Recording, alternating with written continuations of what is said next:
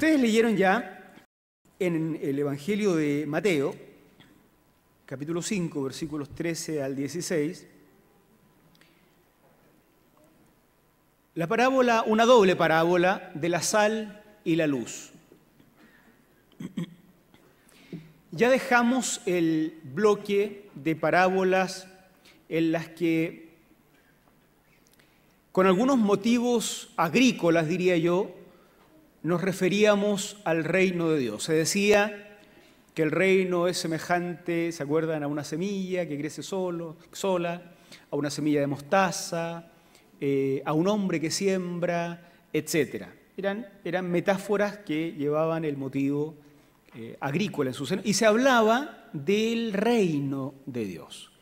Y hace un par de domingos empezamos a hablar de otro bloque de parábolas, en que es un bloque de parábolas en el que ya no se habla tanto del reino, sino que se habla de los integrantes del reino, ¿no? Los integrantes del reino.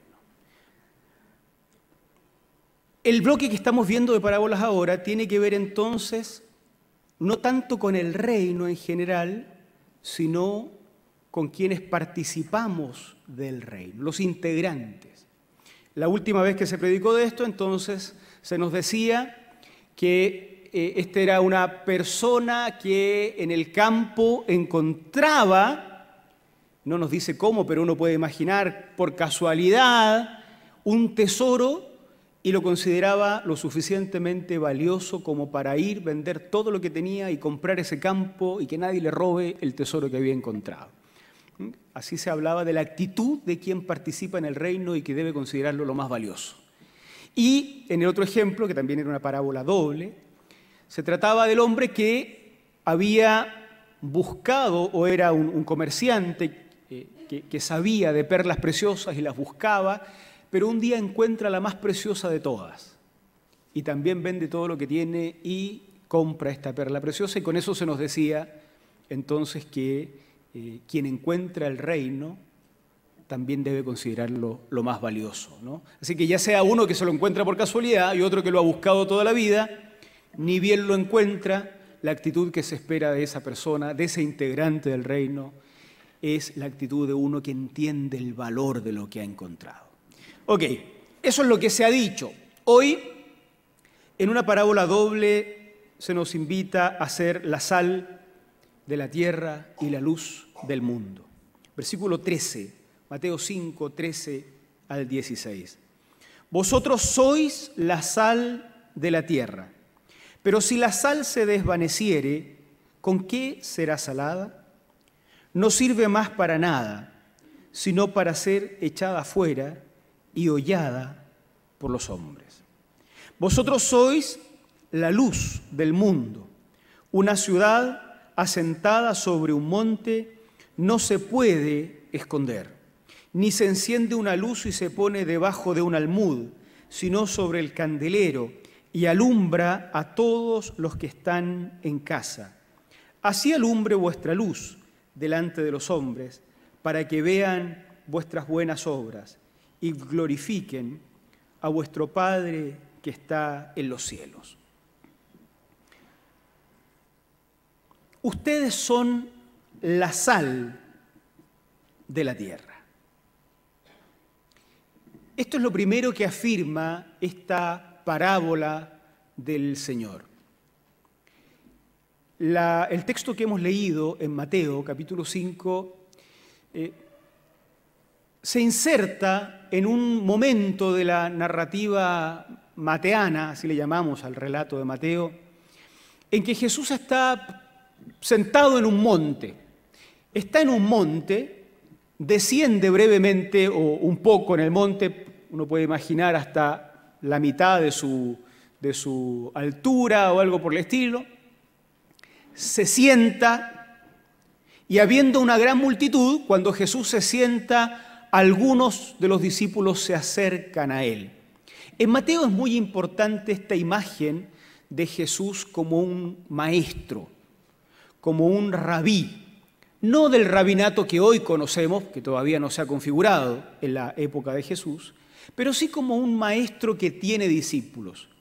El detalle de decir que, en los primeros versículos de Mateo 5, Jesús se sienta es muy importante porque los maestros enseñaban sentados.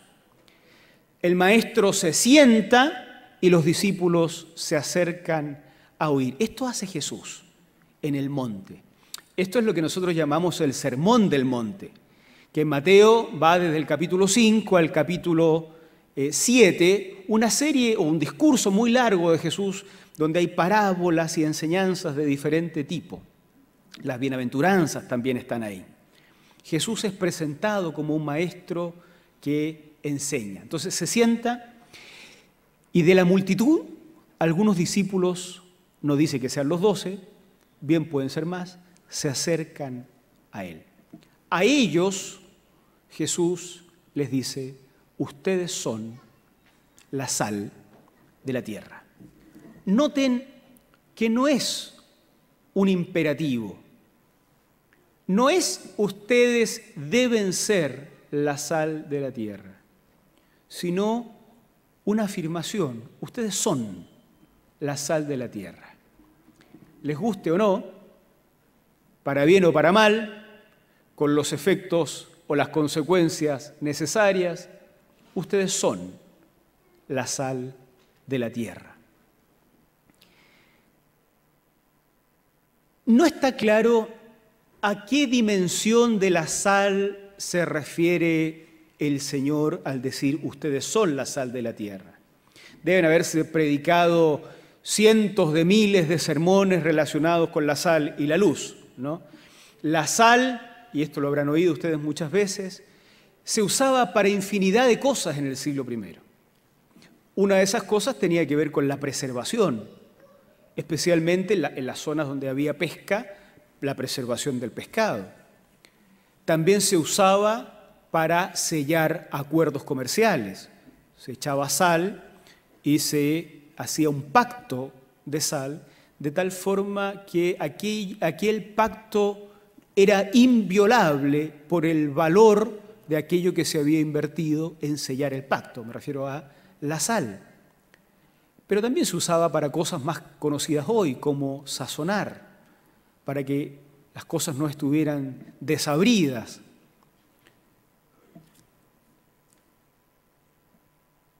Metafóricamente, en el Nuevo Testamento incluso se dice que tus palabras sean sazonadas con sal, como queriendo decir, cuando abras la boquita, que no sea para decirle cera, más o menos, ¿no? Cuando abras la boquita, que no sea para insultar, que no sea para pelar, que sean sazonadas con sal, bien templadas, bien pensadas, que sean agradables, ¿no? Cuando uno le dice a alguien que es medio pesado, oye, trata de agradar un poquito, ¿ya? Bueno, algo así es lo que Pablo le dice, o nos dice en ese texto, que tus palabras sean sazonadas con sal. La sal, en realidad, si uno tuviera que resumir, porque no es Jesús el que nos dice qué es lo que quiere decir con la sal, Él solo lo dice, ¿no? Pero si uno tuviera que resumir, diríamos que la sociedad no funciona marginando la sal dentro de su sistema. La sal se usa para todo y se usa para cuestiones muy importantes. No es posible imaginar la sociedad del siglo I en ausencia de sal. Incluso cuando el Imperio Romano exiliaba a alguien producto de sus fechorías o lo que fuere, se incluía la frase negarle el pan y la sal como pena del exilio. O sea, la sal era algo considerado realmente importante y valioso en esta sociedad del siglo I. Así es que cuando el Señor dice a estos discípulos, ustedes son la sal de la tierra, no es difícil imaginar lo que ellos pensaron. Los discípulos son a la tierra lo que la sal es al funcionamiento de esa sociedad. Si no es posible el funcionamiento de la sociedad sin la sal, lo que Jesús les está diciendo es, no es posible el funcionamiento de la tierra sin ustedes.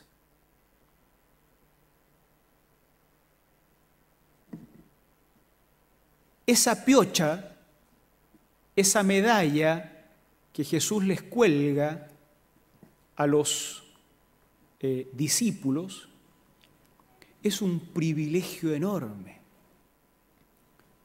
No sé si es posible imaginar un nombramiento mayor. Ustedes no son el rey, ustedes no son un presidente, ustedes no son un diputado, un senador, un general, ustedes son la sal de la tierra.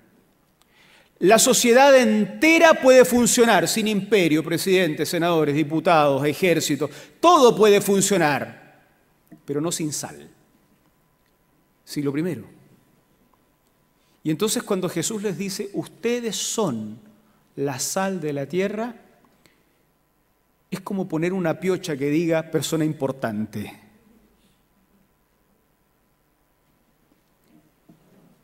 Solo hay que tener cuidado con una cosita. Si la sal se desvaneciere y perdiere su sabor, entonces no sirve para nada. O sea, pasas de la gloria a la basura.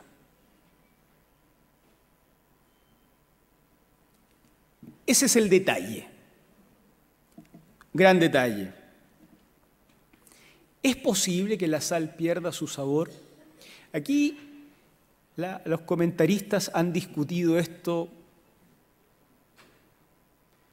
durante 2000 años que tiene el cristianismo, ¿no? Tratando de interpretar si acaso es posible que la sal pierda su sabor. Es muy probable que no. Habían sales contaminadas en ciertos lugares, estamos pensando en el siglo I, ¿no? Sales contaminadas en ciertos lugares, especialmente en el Mar Muerto, de tal forma que daba la sensación de que ciertos elementos que eran salados en un momento determinado perdían la sal. Pero aparentemente no está refiriéndose a eso Jesús, sino que está diciendo más bien algo retórico. Para fines del siglo I hay algunos escritos donde esta pregunta se repite en el contexto judío y esos escritos pueden darnos alguna luz de lo que se creía en la época respecto de si la sal podía o no podía perder su salinidad. Un discípulo le pregunta a un rabí, maestro, ¿con qué volveré a salar la sal si ésta perdiere su salinidad? Y el rabí le responde con la placenta de una mula. El hecho de que las mulas no puedan tener crías y por tanto no pueden tener placenta, o al menos esa era la interpretación de la época, hablaba de a pregunta tonta, respuesta tonta. Esa era un poco la idea. La idea de Jesús probablemente no tenga que ver con algo que realmente era posible, sino con algo que era imposible. ¿Recuerdan cuando cantamos la canción Si el sol llegase a oscurecer y no brilla nunca más? O sea, lo que estamos diciendo es, si acontece lo imposible, yo aún seguiré creyendo. Esto es más o menos lo mismo. Ustedes son la sal de la tierra. Pero si aconteciere lo imposible, o sea, que la sal perdiere su salinidad, entonces esa sal no serviría para nada, solo para ser pisoteada por los seres humanos. Los discípulos habrían sentido que esa declaración de Jesús sobre ellos, porque es una declaración, era algo realmente relevante. Ustedes son hoy, con defectos y virtudes, la sal de la tierra. Cada uno habrá pensado, esto me lo dice porque yo preservo, otro habrá pensado, esto me lo dice por mi sabor, otro habrá pensado, esto me lo dice porque soy fiel a los pactos, da lo mismo. En términos generales, Jesús está diciendo, la sociedad no puede funcionar sin ustedes. Y eso habría sido un tremendo privilegio para ellos. Pero la advertencia que seguramente les causó conflicto también estaba puesta ahí, como la otra cara de la moneda. Pero cuidado con que dejen de ser importantes para la sociedad. Porque si dejan de ser importantes, si dejan de servir a su propósito, no sirven para nada. Como la sal que llegara a perder su salinidad. Ustedes son también la luz del mundo. Versículo 14 en adelante. Vosotros sois la luz del mundo. Una ciudad asentada sobre un monte no se puede esconder. No se enciende tampoco una luz y se pone debajo de un almud, de una caja, sino sobre el candelero y alumbra a todos los que están en la casa. Había casas en el siglo I de una sola habitación, era un solo espacio. Por tanto, el candelero podía iluminar toda la casa. Así alumbre vuestra luz delante de los hombres, para que vean vuestras buenas obras y glorifiquen a vuestro Padre que está en los cielos. De nuevo es una declaración. No es ustedes deben ser, ustedes son la luz del mundo. Es imposible esconderlos. Es tan imposible esconderlos como sería imposible esconder una ciudad asentada sobre un monte. Es absurdo haberles dado la luz y luego meterlas bajo la caja. Ustedes son la luz del mundo. Su luminosidad no se puede esconder.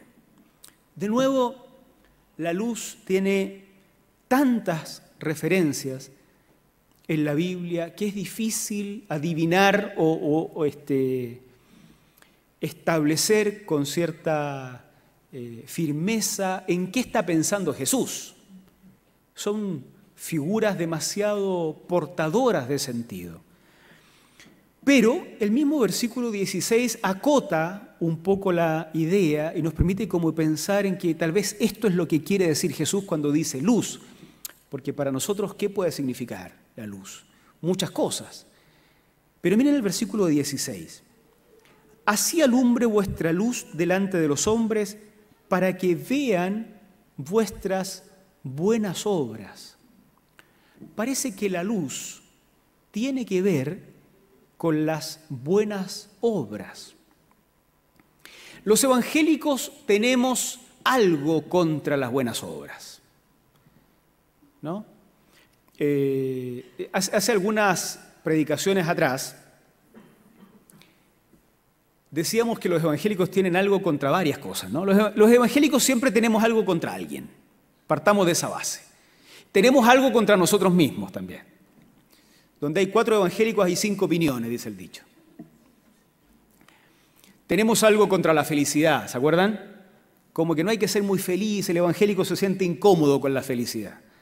Nos cuesta ser felices, ¿no? Y cuando alguien anda muy feliz, como que algo le queremos encontrar, algún pecado tiene que anda tan feliz, ¿no?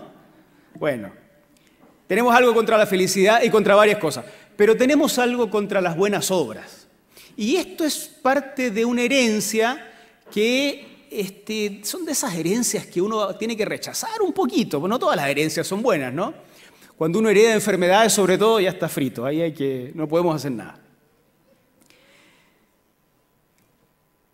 Estamos a punto de cumplir 500 años de la Reforma Protestante y las iglesias evangélicas somos de alguna u otra forma herederos de esta reforma y herederos de estas ideas polémicas. Lo que pasó hace 500 años es que Martín Lutero, un monje agustino, se rebela contra la estructura eclesiástica del catolicismo romano Especialmente se revela en contra de un tema muy específico, que es esto de la necesidad de hacer obras para ganar la salvación. Lutero afirma, y así lo hace el resto de la Reforma clásica, que la salvación se obtiene solo por la fe en Jesucristo y que no hay obra alguna que pueda ganarnos la salvación. Por lo tanto, rechaza cualquier intento de hacer buenas obras para obtener la salvación. Hasta ahí está bien. Lo que pasa es que después de 500 años, como que hay que volver a pensar si acaso las buenas obras per se son malas. Uno tiene que ser consciente de que no porque alguna tradición cristiana haya querido obtener la salvación haciendo buenas obras, estamos autorizados para borrar con el codo lo que la Biblia también dice que es nuestro deber, que es hacer buenas obras. Lo que pasa, y ahí está la diferencia, es que lo que tenemos que afirmar es que no hacemos las buenas obras o no se deben hacer buenas obras para obtener la salvación, sino como resultado de la salvación. Haber sido salvados por la sola gracia del Señor, por la misericordia del Señor, nos impulsa o debiera impulsarnos a hacer buenas obras, pero no al revés. Ese es el tema. Si mantenemos estas cosas en orden, probablemente vamos a ser más bíblicos de lo que estábamos siendo.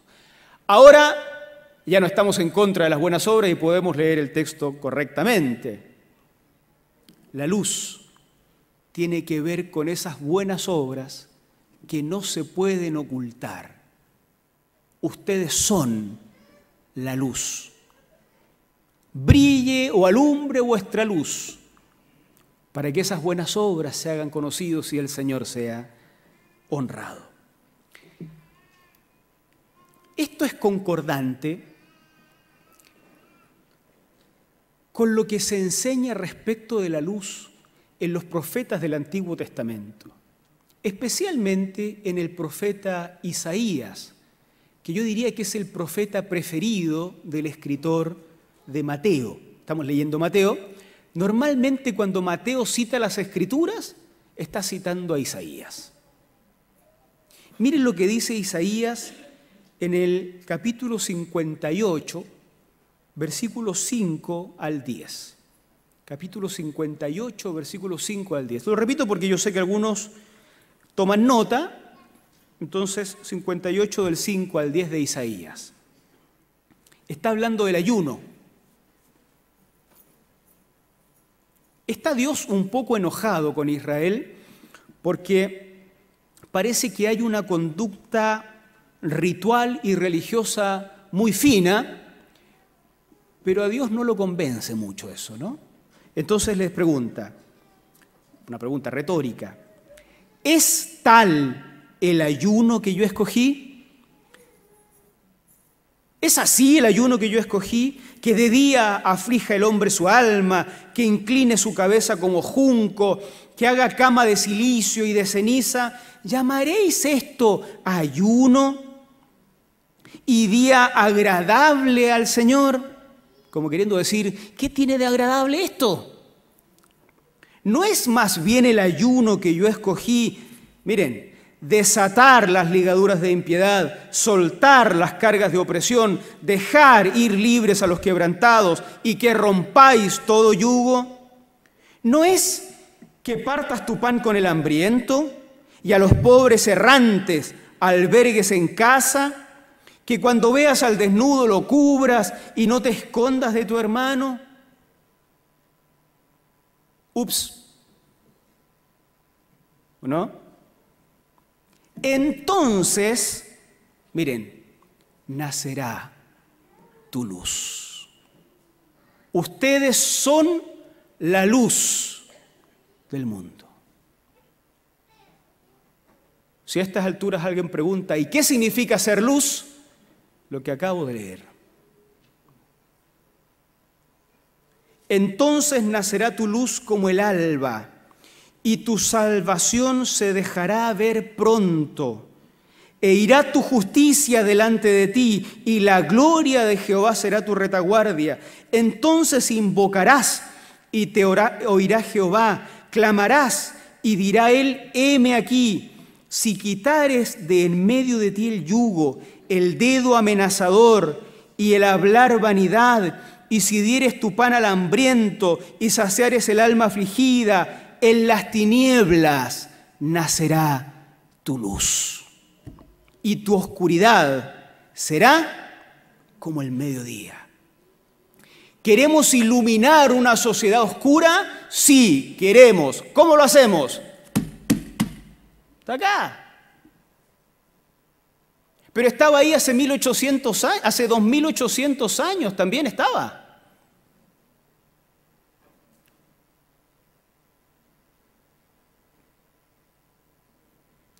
Pero estamos peleados con hacer el bien nosotros. Estamos medio enemistados con hacer lo bueno.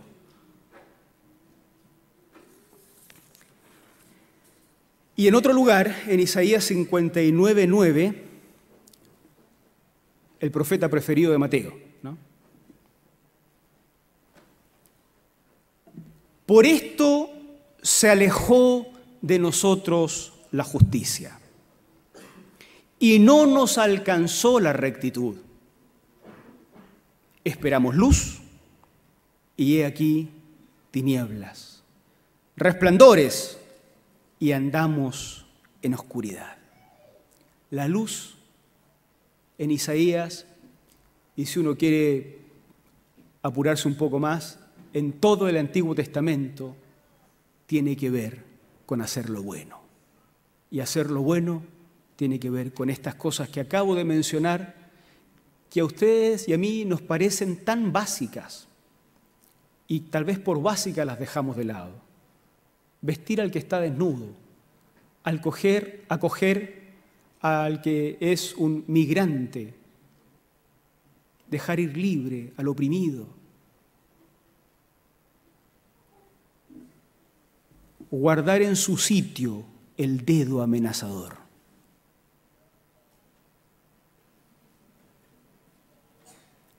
Entonces brillará la luz.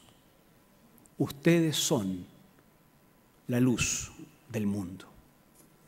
En la casa de Cornelio, Pedro, predicando sobre Jesucristo, dice que Jesús tenía cierta fama que lo anticipaba, que lo antecedía.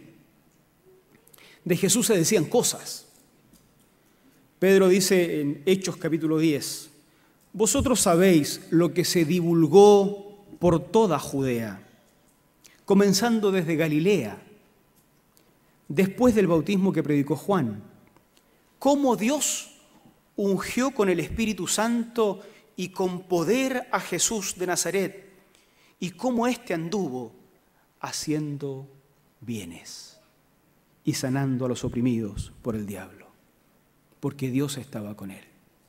Cuando Dios está con alguien, lo que esa persona hace es el bien. No es un gran predicador, no es un exorcista ambulante, es una persona que hace el bien, punto. Si Dios está con nosotros, haremos el bien.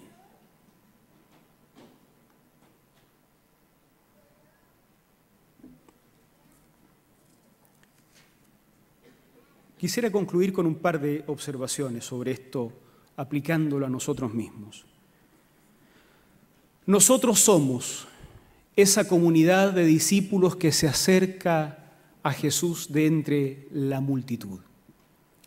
A nosotros es que el Señor nos dice, ustedes son la sal de la tierra y ustedes son la luz del mundo.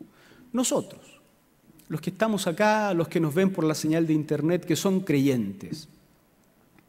No me refiero solo a los aliancistas, ¿no? Sino a todos los que estamos hoy día aquí, que creemos en Jesús, que nos acercamos a Él porque esperamos que de Él venga la salvación, la libertad, las bendiciones. Así se acercaron a Jesús ese día en el monte, algunos, cuando Él se sentó. Nosotros somos esos. A nosotros nos dice el Señor, ustedes son la sal. Ustedes son tremendamente importantes para el funcionamiento de nuestras sociedades. Hoy la metáfora tal vez tendría que ser otra, porque no es la sal lo más relevante. Pero el sentido no cambia. Cuando les dice a ellos que son la sal, les dice, sin ustedes la sociedad no funciona. A nosotros nos dice lo mismo. Sin la iglesia de Jesucristo, la sociedad no va a funcionar. Ustedes son lo más importante. Se requiere de la presencia de la iglesia para que la sociedad funcione. Son la sal de estos tiempos.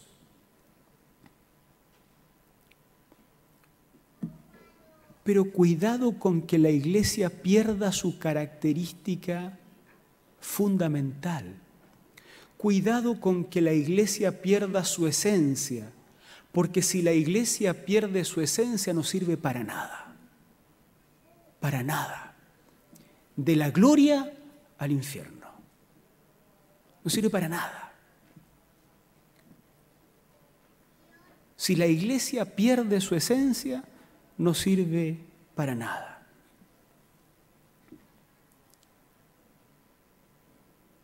La mala noticia es que sí es posible que la iglesia pierda su esencia. Frecuentemente ha pasado que la iglesia suele dejar de ser iglesia. Dietrich Bonhoeffer, un pastor alemán, o como decía Carlos Korsanowski el domingo pasado, un alemán pastor, porque el pastor alemán es un perro, decía, entonces un alemán pastor. ¿Qué es lo que el mundo espera de la iglesia?, decía Bonhoeffer. ¿Qué es lo que el mundo espera de la iglesia? Que la iglesia sea iglesia. Y uno puede decir esto o es muy simple o es muy profundo. Implícita en esta declaración está la idea de que es posible que la iglesia se desnaturalice. La iglesia que conoce Bonhoeffer está con los altares llenos de las banderas del Führer, del nazismo. Pastores y miembros de la iglesia creyeron que aparte del Señor Jesucristo también era posible servir a otro Señor, al Führer. Bonhoeffer conoció una iglesia que se desnaturalizó. El mundo no necesita ese tipo de iglesias porque esas iglesias han dejado de ser iglesia. Esa sal dejó de ser sal. Y si ya no es sal, no sirve para nada. La sociedad no necesita estas cuestiones. Hay que echarlas a la basura. Nos desnaturalizamos. Nos desnaturalizamos cuando, por ejemplo,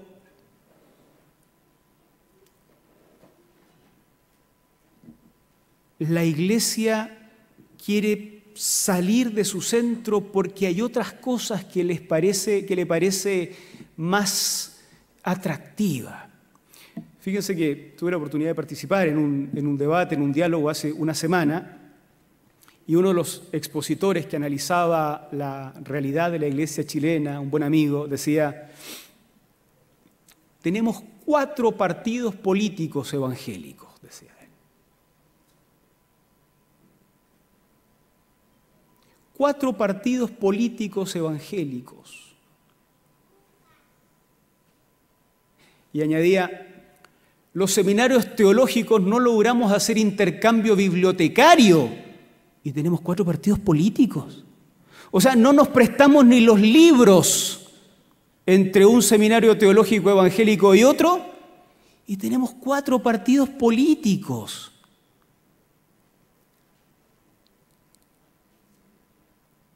es que a la iglesia le incomoda su rol de iglesia. La sal quiere ser azúcar, pues, o maicena tal vez, pero ser sal debe ser algo fome.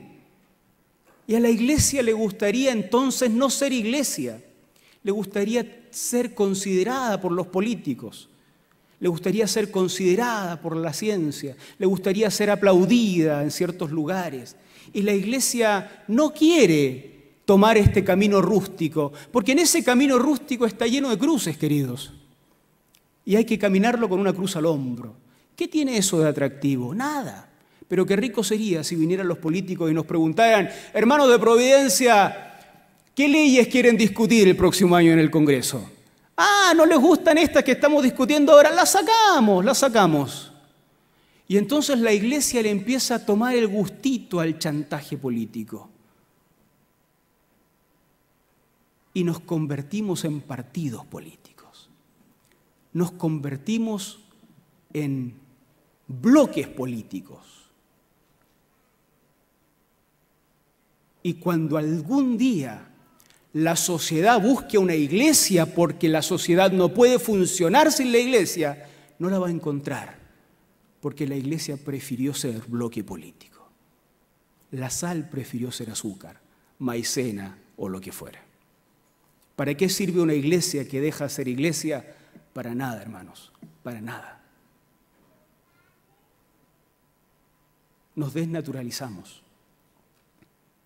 Fíjense ustedes que yo les contaba la semana pasada que por fin la Corporación Iglesia Alianza Cristiana y Misionera se cambia el nombre y ya pronto nos llamaremos no Corporación, sino Iglesia Alianza Cristiana y Misionera. Es un cambio que nos parece estético, superficial, pero encierra una preocupación profunda que muchos teníamos en la iglesia. Fíjense que muchos miembros de la iglesia nos habíamos convertido en especialistas en corporación.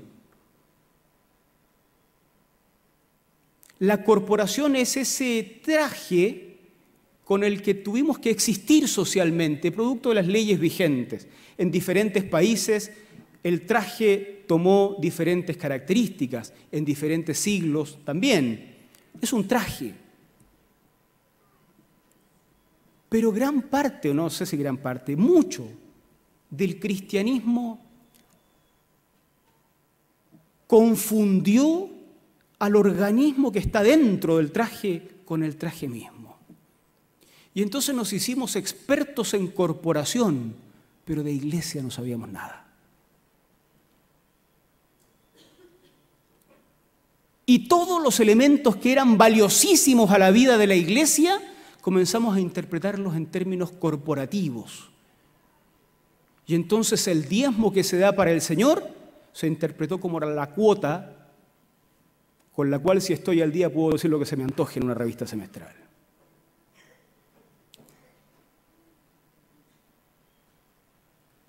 Y en lugar de ser lleno del Espíritu Santo, buscamos cumplir con la normativa corporativa y con eso es suficiente para optar al cargo pastoral, diaconal o lo que fuere. Olvidamos lo que significa ser la iglesia y lo habíamos confundido con lo corporativo. Ahora, no se soluciona con el cambio estético. Si no cambian nuestros corazones, el tema no va a cambiar. Porque el problema no es el color de la sal, el problema es la esencia. Si la sal se desvanece, no sirve para nada. Hemos reducido el Evangelio de Jesucristo a cuestiones valóricas. Y eso también es producto de no entender lo que significa ser la iglesia.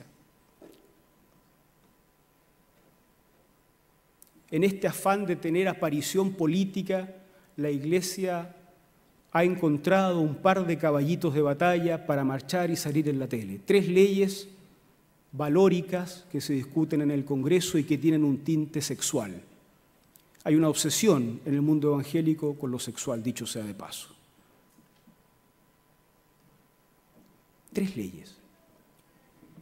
es como si Dios no existió nunca antes, como si Dios nunca estuvo en contra de nuestro sistema político, como si Dios siempre había estado feliz con Chile. Solo ahora que metieron estas 3 leyes al Congreso, Dios tiene algo que decir.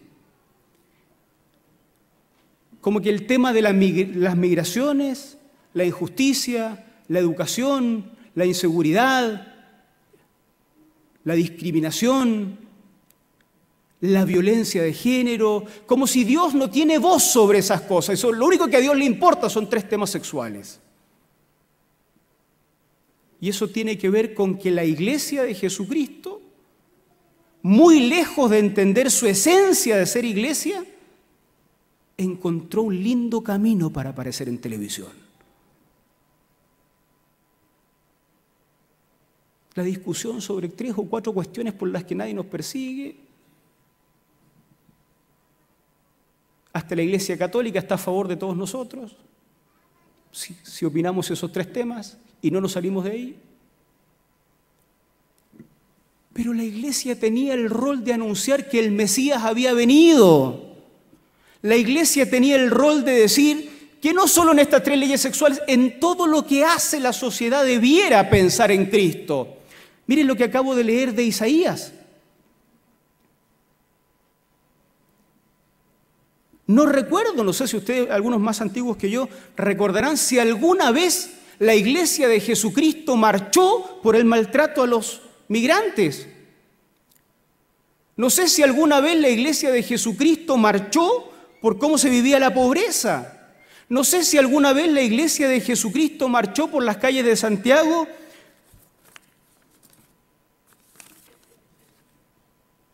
por esta cuestión de que no vestimos al desnudo, de que no le damos pan al hambriento, de no albergar en casa a los pobres errantes, los que no tienen casa, los que van de un lado a otro, los migrantes. No sé si la Iglesia rasgó vestiduras por esto. Se suponía que esa era la luz. Pero por supuesto no nos da fama, ¿no? No nos da pantalla. Hay 3 temas que nos dan pantalla.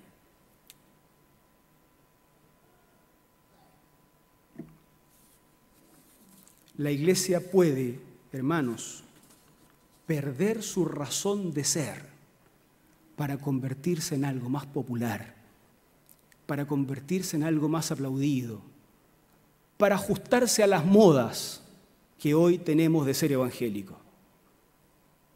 Si eso pasa, un día la sociedad va a necesitar a la Iglesia y no la va a encontrar, porque la Iglesia va a estar haciendo lo que hacen los grupos moralistas, lo que hacen las sociedades moralistas, lo que hacen los políticos, lo que hacen los grupos filantrópicos, lo que hacen las ONG, los ejércitos, lo que ustedes quieran. No sería la primera vez que la Iglesia pierde su rumbo, que la Iglesia se desnaturaliza. En la Edad Media, unos señores vestidos con la cruz de Jesucristo y con una espada en la mano asesinaban a gente de otra religión, diciendo que lo hacían representando a la Iglesia. ¿Qué es eso? ¿Qué es eso? ¿No es lo mismo que vemos hoy con algunos evangélicos en televisión, con ese dedo amenazador que Isaías decía que había que ocultar para que la luz alumbre? Con el nombre de Cristo pintado en el borde del barco, llegaban los barcos holandeses con los protestantes blancos a África a buscar esclavos y venderlos en Estados Unidos. Cristo, decía el barco, Cristo. Vayan ahora los misioneros a decir que vienen en nombre de Cristo a África, queridos. Y nosotros nos quejamos de que ellos son los malos que no quieren recibir a los misioneros. Nos hemos ganado todo el odio del mundo porque hemos negado la esencia de la iglesia y nos hemos convertido en grupos de guerra, en grupos económicos de poder. En Estados Unidos, los evangélicos como ustedes y yo organizan chantajes institucionales a los políticos. Institucionales. Si el político tal o cual, que es dueño de una empresa, no vota la ley que a mí me conviene como evangélico, aunque mi interpretación del evangélico sea la estupidez más grande, si no vota lo que yo creo, hacemos quebrar su empresa. Si eso es la iglesia, tenemos que cerrar la cortinita e irnos de acá. La sal perdió su sabor hace rato en algunos lugares. Pero somos convocados por el Señor nosotros, hoy, y no sé si mañana, hoy somos convocados a sacar la dignidad que significa que un día el maestro nos puso una piocha que dice: ustedes con virtudes y defectos son la sal, y ustedes con virtudes y defectos son la luz. Así es que brille la luz y que la gente los reconozca por las buenas obras que hacen. Qué lindo sería, y yo recuerdo lo que pasó acá el viernes pasado, ni bien abrieron esas puertas para decir estamos entregando ropa a los que lo necesitan, no a cambio de que se hagan evangélicos, no a cambio de que entreguen sus diezmos a la iglesia, sino que entregamos la ropa porque están desnudos. Ellosa contaba que había gente que llegó con la camisa empapada y no tenía más que la camisa. No puedes negociar la salvación. La entrega de la ropa no es una estrategia. Es amor. Y si no es amor, no es nada. Qué lindo es, y qué lindo sería todavía, que cuando acá los vecinos hablaran de esta iglesia dijeran: no tengo idea qué predican estos señores. Hay un gallo con corbata que se sube los domingos a predicar. No sé qué canta, más encima ponen la música fuerte a las 8 de la mañana y molestan a los vecinos. Pero hay una cosa que yo sé: estos tipos son buenos, son buenos. Hacen el bien, hacen el bien. Porque si de nosotros dicen que hacemos el bien, van a estar diciendo lo mismo que se dijo de Jesús. Y con eso estamos pagados. Podemos morir tranquilos. Pero si no, lo que se dice a veces es: sí, son una manga de moralistas. Estos son los que andan acusando a todo el mundo de que son pecadores. Estos son, sí, los evangélicos, sí, los canutos. Hasta cuando nos decían canutos éramos más simpáticos, ¿no? Ahora son los evangélicos. Los evangélicos son los que andan apuntando con el dedo a todo el mundo. Y nadie sabe qué bien le hacen a la sociedad.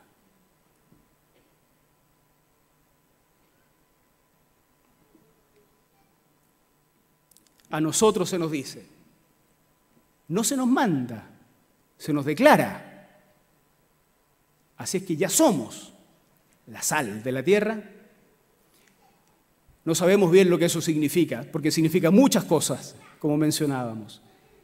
Pero somos esenciales al funcionamiento de la sociedad. Por tanto, aunque la iglesia no sea famosa, aunque nosotros no seamos de los que lideramos con las pancartas algunos desfiles cuestionables que sean hoy en día, sigamos siendo la iglesia de Jesucristo, que se reúne para adorar, que se reúne para compartir la ordenanza del Señor, que se reúne para tomar fuerzas, para alimentarnos de la palabra y luego servimos en la universidad, en el colegio, en el trabajo, en las calles, en la riqueza, en la pobreza, en los matrimonios, en la soltería, en los conflictos y en las grandes victorias. Somos la iglesia y sigamos siendo la iglesia, sin transar con estas invitaciones que hoy día recibimos de todos lados. Una vez lo dije y lo quiero repetir, y yo creo que esto me está pasando porque no he predicado hace tiempo, Pastor Ricardo, por eso me alargo. Ricardo se ríe. Los políticos debieran siempre desconfiar de la Iglesia. Si algún político tiene mucho vínculo con una iglesia, esa iglesia no debe estar muy bien. Todos los partidos políticos debieran sentir que los evangélicos no son confiables. Todos, políticamente hablando. Los políticos debieran siempre decir, como se decía de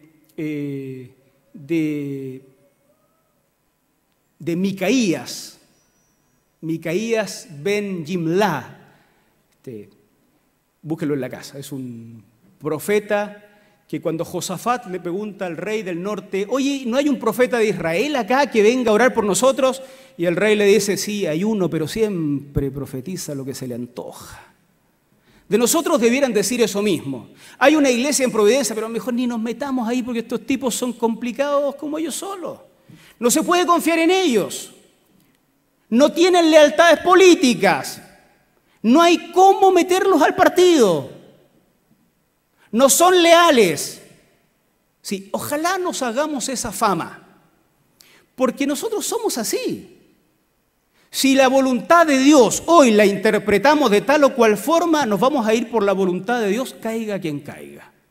Pero si mañana, dado los acontecimientos de los tiempos, bajo la dirección del Espíritu Santo, en medio del diálogo santo que tienen los cristianos, interpretamos que la voluntad de Dios es otra, mañana tomaremos el otro camino y ahí quedarán los políticos que creían que estábamos de su lado. Somos seres desconfiables, queridos, somos desconfiables para todos aquellos que tienen agenda propia en este mundo, porque hay un solo gobernante al que nosotros obedecemos hasta la muerte, el Mesías prometido. Somos la sal, por tanto, no perdamos la salinidad, porque si no, ¿quién va a ser sal? ¿Quién? Y somos también la luz. Y nadie puede tapar las luces de una ciudad que están en la cima. Yo puedo profetizar lo que va a pasar cuando la Llosa y Ricardo abran las puertas en 2 semanas más y digan, queremos hacer el bien, aquí hay parcas, aquí hay... La voz se va a correr. Los mendigos de las calles no necesitaron internet para enterarse de que había una iglesia que quería hacer el bien. Los vecinos no necesitaron leer el boletín de la iglesia para saber que había una iglesia que quería hacer lo bueno. Se llenó esta cosa y se va a volver a llenar. Porque es imposible tener una ciudad en la cima de un cerro y hacerla invisible. Eso no se puede. Hagamos el bien y que la gente diga de nosotros, sí, son canutos, pero son buenos. Son buenas personas. Hacen el bien. Me retó la señora, pero me hizo el bien. Jodido el caballero, pero es buen vecino. Hace lo bueno. Es buen ciudadano. Hace el bien. Ustedes son, nosotros somos la sal de la tierra, la luz del mundo. Gloria al Señor por eso. Oramos. Pónganse ustedes de pie, por favor. Y vamos a terminar cantando al Señor una canción y con esto nos vamos a casa. Agradecemos muchísimo, Señor, que nos des la oportunidad para reflexionar sobre las Sagradas Escrituras. Gracias por lo que significa ser declarados sal y luz. Privilegio enorme y, sin embargo, tremenda responsabilidad. Señor, es tan fácil en nuestros días perder el rumbo, desnaturalizarnos como iglesia. Hay tantos distractores. Queremos pedirte que nos bendigas en esto. A nosotros que hoy estamos acá reflexionando, pero a quienes hoy se quedaron en casa también, a quienes viajaron, a quienes están enfermos, que cada uno en su lugar pueda también reflexionar en lo que significa el tremendo privilegio que nos das de ser la iglesia de Jesucristo, agentes del reino de Dios en esta tierra, en este mundo, sal de la tierra, luz del mundo. Y que más encima esta declaración se haga respecto de nosotros, personas tan limitadas, Señor, tan poco influyentes, personas que representamos lo débil del mundo, lo despreciado del mundo, y que de nosotros dependa el funcionamiento adecuado de una sociedad. Es una cosa enorme. Abre nuestros ojos para no limitar la comprensión de tu voluntad ni a lo valórico sexual, ni a lo moral, sino a todo lo que significa las leyes del reino de Dios, lo que encontramos en la Escritura. No permita, Señor, que las modas teológicas o religiosas vayan determinando nuestro caminar en este mundo. Haznos cristianos sólidos, de raíces profundas, firmes, Señor, anclados en la Escritura, llenos del Espíritu Santo, con esa gracia para ver más allá de lo que nuestros ojos humanos ven. Bendícenos tú y ayúdanos, Señor, a ser luz haciendo el bien, porque también hoy hay yugos que quebrantar, hay hambrientos que alimentar, hay desnudos que cubrir.